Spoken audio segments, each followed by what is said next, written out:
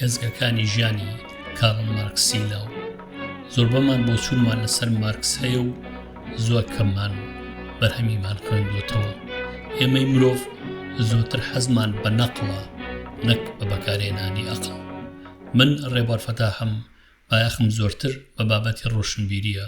سوپاسیەوە دەکەم هەر سەبسکرایب ئەم کەناڵە بکەن و بە هاوڕێکانتانی بناسێنن. مارکس لە 1880 تاکو 1884 ژیاوە. لە ترێر شانشینی پڕوسیا کە ئێستا ئەڵمانیایە لەدایکبووە و لەبەر باوەڕی ڕادیکالی زێدی خۆی جێدەهێڵێ و هەموو ژیانی لە لەندەن بە ئاوارەی بەسەر دەبات.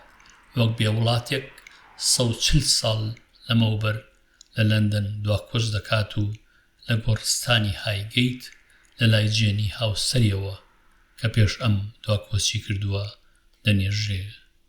بابی مارکس، هێنریش مارکس، پارێزەرێکی سەرکەوتوو پیاوی ئینلاینمێنت یان ڕۆشنکردنەوە بووە. سەرسام دەبێ بە هەزری کانت، ڤۆڵتێر، ڕوسۆ، جۆن ستیوارت میڵ و زۆری دیکە. لە 1815دا بابی مارکس وەک پارێزەر دەست بەکار دەبێ و لە 1819دا خێزانی دەگوێزێتەوە بۆ بینایەشی دەژووری.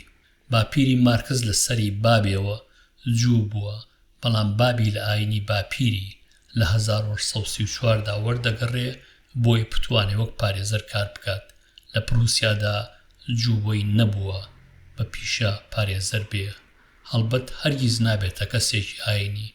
مارکس هاتۆتە نێو خێزانێکەوە کە بە فەرمی کریستیان بوون، بەڵام لە ڕاستیدا سێکولەر و بە پێشینە جوو بوون. لە مەی یان مایسی 1832دا بابی مارکس لە ترێر دەمرێ.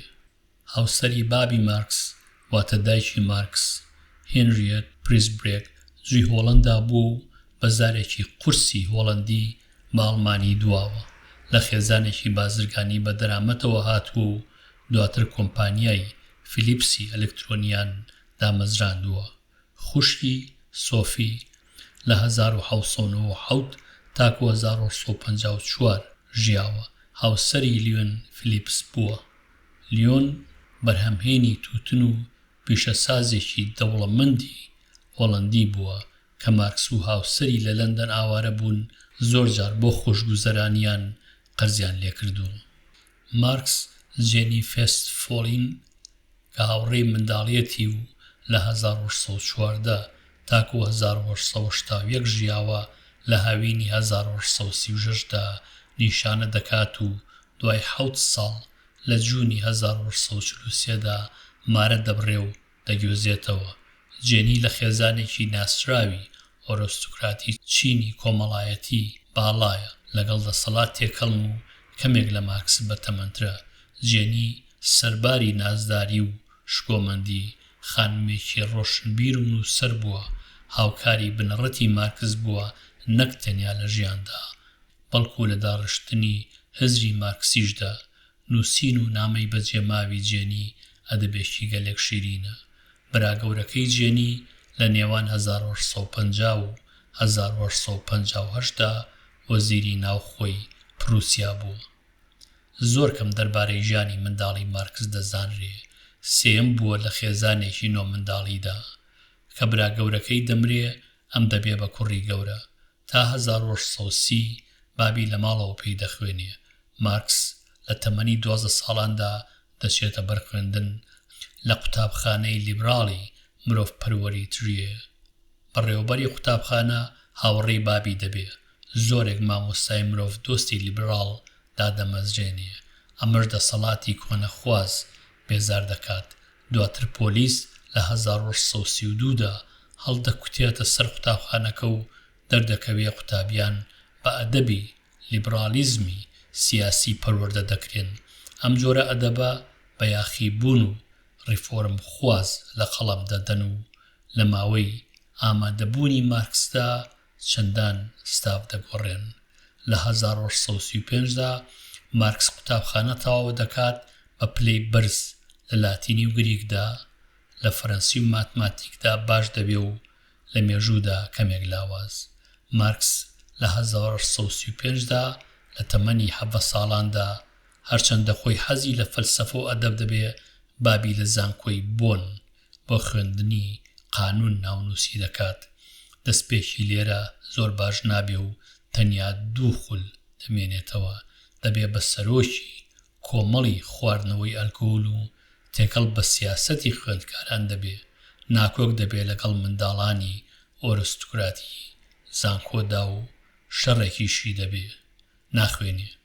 بابی لە بۆن دەری دێنێ و لە ئۆکتۆبەری 1636دا نزیکەی 5 ساڵ دوای مەرجی هێگڵ لە زانکۆی بەرلین ناونووسی دەکات کە دەستگایەکی پەروەردەی گەلێک باڵایە و زۆرێک لە بیرمەندانی ئەو دەم تیایدا خوێندکار و وانەبێژ بوون. لەوانیش هەیگڵ، فیرباخ و برۆنۆ باوەڕ. لێرە دەچێتە پۆلی وانەبێژ برۆنۆ باوەڕ و لە ڕیزی هێگڵیە لاوەکان ناسراویشن بە هێگڵێ چەپەکان خۆی دەبینێتەوە. ئەما سەرقاڵی فەلسەفە و ئاین یان ڕاستتر بێباوەڕی ئاینی دەبن. فەلسەفەی هێگڵ 2 جۆر بینمەل ڕادەکێشێ. ئەوانی ڕاستڕەون وەک ئایدۆلۆجی تونڕە و لێکی دەدەنەوە و بانگەشە بۆ ئۆرتۆدۆکسی پرۆتستانت و کۆنەخوازی سیاسی سەردەمی دوای دامەزراندنی ناپلیۆن دەکەن.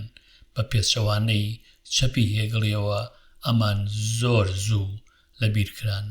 چەپڕەوان ناسراویشن بە لاوانی هێگڵی، لەوانیش جوتەبرا، برۆنۆ باوەڕ و ئەنکەر، دەیڤد وایز و فێرباخ. ئەمان کاریگەری قوڵ لەسەر هرزی مارکس جێدەهێڵن.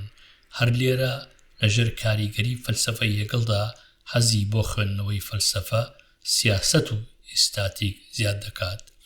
لە ئێپریلی 1641دا لە زانکۆی بەرلین مارکس پلەی زانستی دکتۆرایی پێدەدرێ. لەبەر دیدی ڕادیکالی خۆی ناتوانێ ئامادەی ئەم بۆنەیە بێ. نامەی دکتۆرایی لەسەر 2 فەیلسوفی پێش سکوراتن، جیاوازی لە نێوان فەلسەفەی سروشتی دیمۆکریتس و ئەبیکۆر. ئەم 2 فەیلسوفە بە ماتریالیزم ناسراون. مارکس هەر لە سەرەتای ژیانی ئینتەلەکتیەوە کاریگەر بۆ بە ماتریالیزم و دواتر بە هاوکاری فەلسەفەی هێگڵ چەمکی ماتریالیزمی مێژوو دادەمەزرێنێ. لە جەنیوەری 1641دا 2 شیعری مارکس لە وەرزنامەیەکدا لە بەرلین بڵاو دەکرێنەوە. 2 کتێبی فێرباخ کاریگەر دەبن لە دەوروبەری فەلسەفی ئەو دەمدا.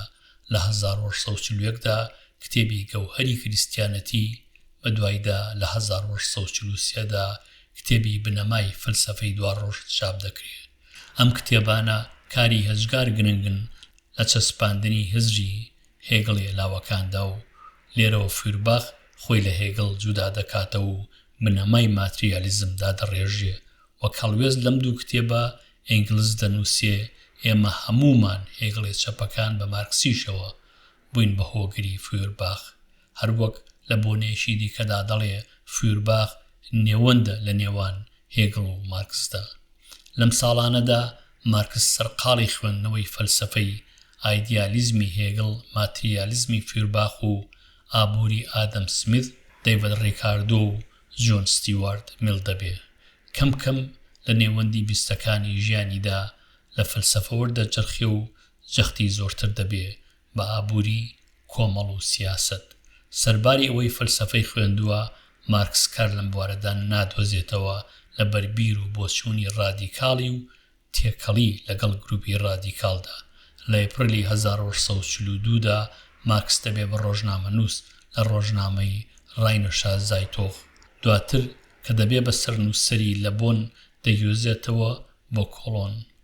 لە حەڤەی مارتی 1643دا لە ژێرفشاری دەوڵەتی پڕوسیادا مارکس لە سەرنووسەری ڕۆژنامەکە دەکشێتەوە. لە 22 ماردا دواژمارەی دەردەچێت و ڕۆژێک دواتر دادەخرێ. ئەم ڕۆژنامەیە چەند لایەنێک دەری دەکەن کە دژی ڕژێمی سەرکوتکەری پڕوسیان مارکس و برۆنۆ باوەڕ وەک نوێنەری هێگڵێ چەپەکان لەم ڕۆژنامەیەدا بەشدارن. نووسراوەکانی مارکس لەم قۆناغەدا دەربارەی ئازادی ڕۆژنەمەوانی و سیڤڵن. لە 12 ئەیپڕڵ تا 22 دێسەمبەری 1642 فرێدریک ئینگلز کە دواتر دەوێ بە هاوڕێی ژیان و خەباتی مارکس حەبە وتار بە ناوی خوازراوەوە لە ڕۆژنامەی ڕاینشازای توخ بڵاو دەکاتەوە. لە 16 ئۆکتۆبەری هەمان ساڵدا مارکس بۆ یەکەمین جار لە ئۆفیسی ڕۆژنامەکە لە بۆن بە فرێدریک ئینگلیز دەکات کە لەسەر ڕێیە بچێ بۆ ئینگڵاند. ئەم دیدارە سەرکەوتوو نابێ و مارکس وا دەزانێ ئینگلیس هێشتا لە ڕیزی هێگڵی چەپەکانە. ئینگلیس کوڕی پیاوێکی پشتسازی ئەڵمانیە، کارگەی لۆکەیان لە پڕوسیا و لە مانچستەر هەیە. بابی کوڕەکەی دەنێرێ بۆ سەرپەرشتی کارگەکە بە هیوایە کوڕە 22 ساڵانەکەی بۆچوونی ڕادیکالی لە بەرچاو بگرێتەوە هەرکە سەرقاڵی بەڕێوەبردنی کارگەکە بوو. ئینگلیس هەموو ژیانی لە مانچستەر بەسەر دەبات و لەگەڵ خانمێکی پیشەمەندا ماری برێنس 1923 بەبێ مارە بڕیندەژی تا مەرجی ماری 20 ساڵی دواتر. لە کۆتایی ئۆگەستی 1944دا پاش 2 ساڵ مانەوەی لە مانچستەر ئینگلترە، ئینگلیسی 24 ساڵان دەگەڕێتەوە بۆ زێدی لە بارمێن پڕوسیا. لە سەرڕێیدا لە پاریزدا دەدات و 10 ڕۆژ لای مارکس دەمێنێتەوە. لەو چەند ڕۆژەدا کە پێکەوەن بۆیان دەردەکەوێت کە دیدی تیوریان لە یەکەوە نزیکە، ئیدی دەبن بە هاوڕێی ژیان و خەبات تا مەرگی مارکس لە 1883دا. تەنانەت دوای مەرگیشی ئینگلیس هەموو ژیانی بۆ پاکنووس و ساختکردنەوەی ڕەشنووس و دەستنووسی مارکس تەرخان دەکات. لە بۆنەیەکدا ئینگلیس دەنووسێ کە سەردانی مارکسم کرد لە هاوینی 1944دا یەکگرتنی سەرمڕمان لە هەموو بوارێکی تیوریدا گەواهی دەدا و کاری هاوبەشمان دەگەڕێتەوە بۆ ئەو دەم و دەست لە پاریز بەیەکەوە کاری هاوبەشیان دەست پێ دەکەن کە ڕەخنەگرتنە لە هێگڵی چەپەکان، بە تایبەت بڕونە باوەڕ.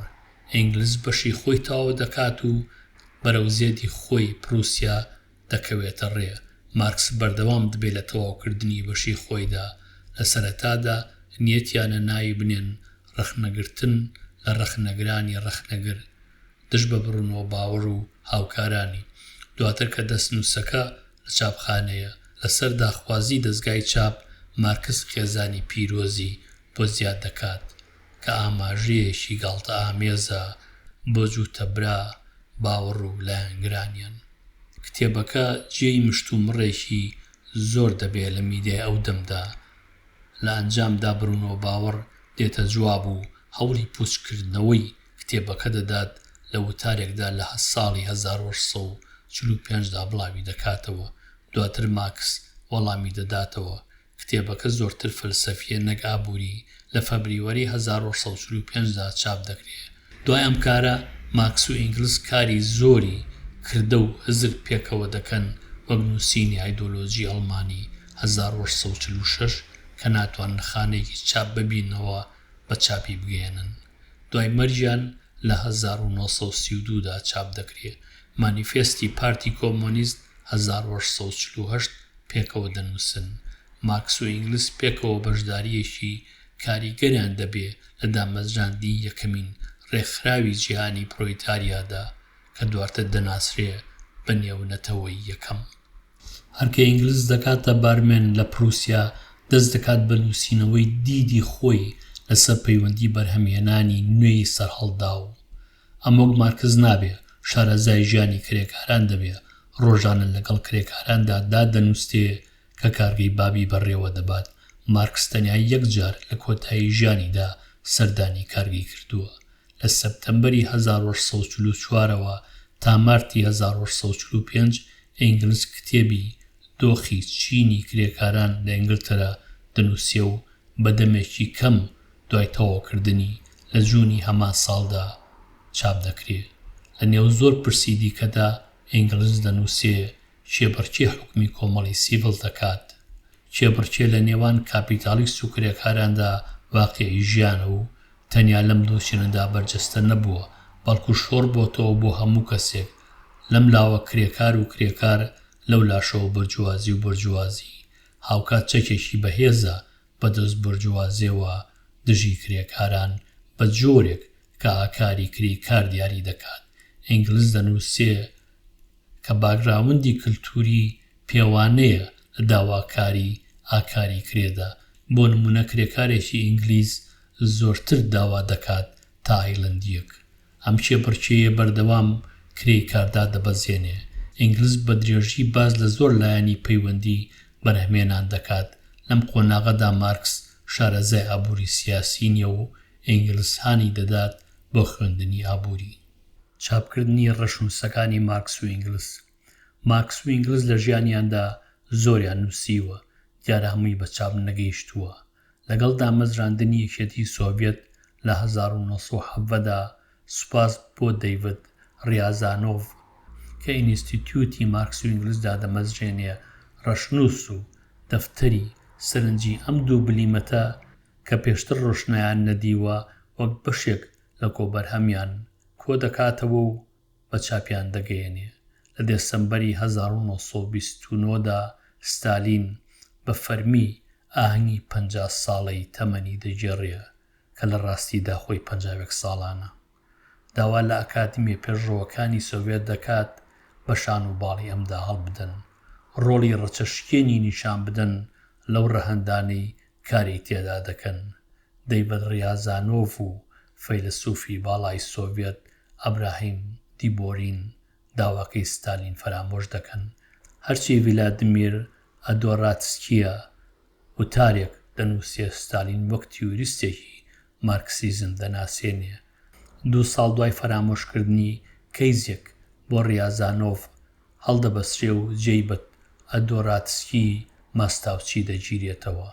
ستالین وەک بەشێک لە کامپەینی تۆقاندنی مەزن کە دیارە گەلێک ناسراوە لە فەبریوەری 1930دا ڕیازانۆڤ و هاوکارانی لە ئینستیتیوتی مارکس ئینگلیز دەست بەسەر دەکات. ڕیازانۆڤی 61 ساڵ لە پارتی کۆمۆنیست دەردەکرێ و سزای دوورخستنەوەی بەسەردا دەسەپێنرێ. هەمان ساڵ لە 1931دا ئینستیتیوتی مارکس ئینگلیز لە ئینستیتیوتی لینین دەدرێ و ناودەنرێ ئینستیتیوتی مارکس ئینگلیز لینین. ئەمە وەک هەوڵی ستالین دەبینم بۆ کەمکردنەوەی بەهای مارکس و ئینگلیس و دابەزاندنیان بۆ ئاستی لینین.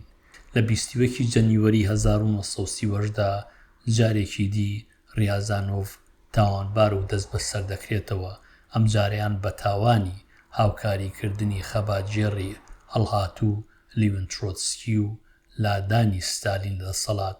دوای لێپێچینەوەی نهێنی هەمان ڕۆژ لە تەمەنی 67 ساڵاندا ڕیازانۆڤ گول لە باران دەکرێ و ئەقڵێکی دیکەی مرۆڤایەتی بەدەستی کەسێکی بوودەڵە لە بیرکردنەوە دەخرێ.